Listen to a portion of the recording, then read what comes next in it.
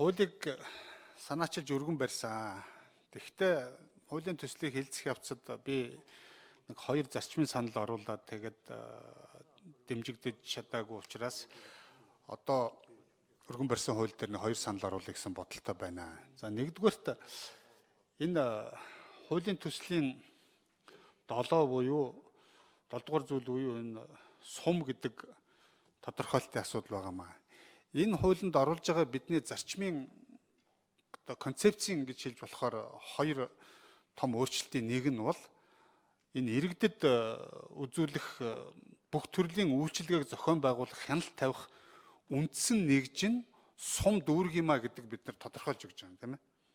Өөрөөр хэлбэл аймагч биш, багч биш, нийслэлч биш, хорооч биш, ерөөсөө иргэдэд үзүүлэх нийгмийн бүх төрлийн үйлчилгээ, төрийн болон одоо бусад төрлийн үйлчилгээг үзүүлж байгаа гол нэгж нь сум дүүрэг юм а гэж. Өөрөөр хэлбэл манайх чинь засаг захиргааны нэгж маань 3 шатлалтай байна шүү дээ.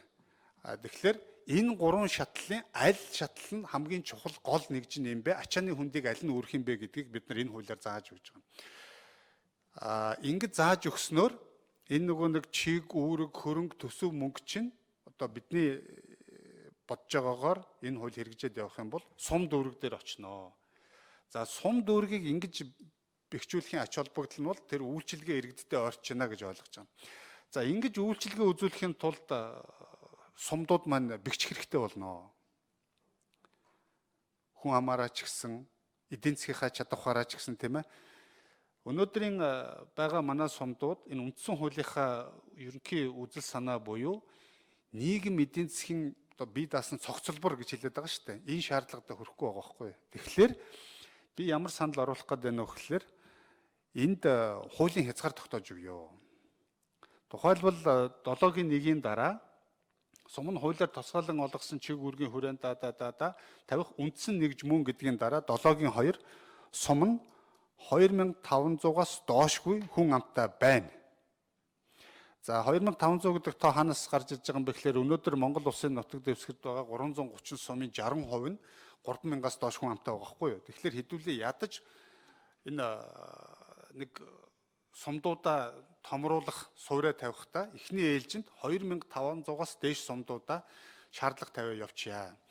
За гарцаагүй тохиолдолд одоо говийн ч юм уу хил хязгаарын зарим сумдууд 2500-аас доош хүн амтай байх шаардлага гарч магадгүй. Тэгэх юм бол дараагийн өгүүлбэрээр тухайн орон нутгийн эдийн засгийн бүтэц чадах хүн амын болон газар зүйн байршлыг харгалзан 2500-аас доош хүн амтай сум байгуулах саналыг засгийн газар улсын их хурлд өргөн мэдүүлж болно гэд засгийн газартаа онцгой тохиолдолд 2500-аас доош хүнтэй сум байгуулъя гэдэг эрхийг олгочихё. Ер нь бол хуулиараа 2500 шүү гэд. Тэгээ энэ заалтаа 2024 оны 10 сарын 1-ээс эхлээд хэрэгжүүлье. Өөрөөр хэлбэл 4 жилийн дотор засгийн газар энэ бэлтгэл ажлыг хангая гэсэн нэг юм санал байна. За дараагийн санал нь би одоо яг томьёолоод яг нарийн үг үсгийг нь олж чадахгүй байна. Би энэ 7-гийн 2-ыг зарчмаар нь санал хураалгаад өгөөч гэсэн санал байна. Энэ нь бол юу гэсэн үг вэ? Энэ аймгийн төвийн бус сумдын хөлийн зэс аймгийн төвөөс 50 км-ийн зайтай байна. Өөрөөр хэлбэл аймгийн төвийн бус сумдууд нь аймгийн төвөөсөө наад зах нь 50 км-ийн зайтай байх бид нар шаардлага тавьмаар байна. За яагаад ингэж шаардлага тавих хэрэгтэй болж байгаа юм бэ гэхээр өнөөдөр Монгол улсад биш дээ аймгийн За 1 минут нэмээд өгч. Аймгийн төвөөсөө биш дээ нэг 25-аас 50 км-ийн зайтай бараг 60 гаруй сумдууд байгаа даа байхгүй юу. Тэгээ эн чинь өөрөө асар их зардал, чирэгдэл үүсгэж байна. Тэгэд энийг бол төр засаг хийх ёстой юм а. Яагаад гэвэл засаг захиргааны нэгжээ зохион байгуулна гэдэг бол төрийн өөрийнх нь эрх мэдлийн асуудал байгаа байхгүй юу. За энэ дээр нэг юм санал байна.